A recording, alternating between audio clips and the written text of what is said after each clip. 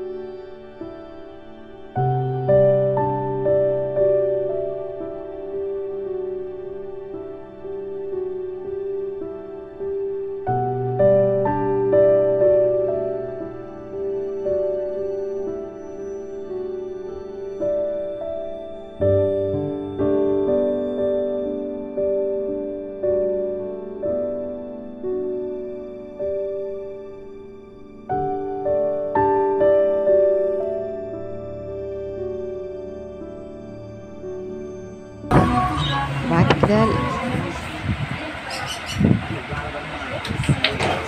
طبعا المحلات برضو هناك عبارة عن ادوات عرض الشيشة يعني، والقهاوي والحاجات دي. هي بس الحاجات دي مش مستحبة ليا، بس هي كشكلها حلو اللي هي بتلمع. فهتلاقي هناك برضو كل حاجة ملتزمة بالقهاوي أو شغل القهاوي والطاولات والحاجات دي.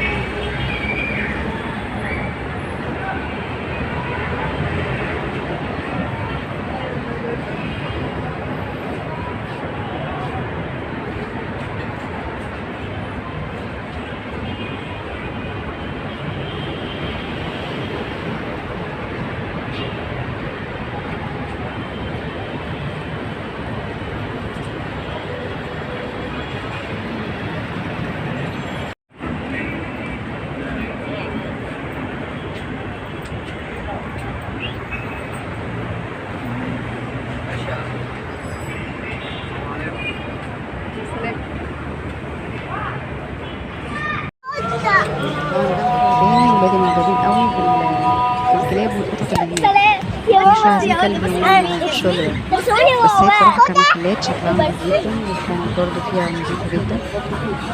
بس هو المكان كان كتمشية سريعة. هات كيلو واحد، هات اكل الكلب اللي انا عايزه. انا حبيبي بتعملي كده ليه؟ هذا اللي بيعمل النور. انا بقول لك كده حاجه من هو عايز كلب.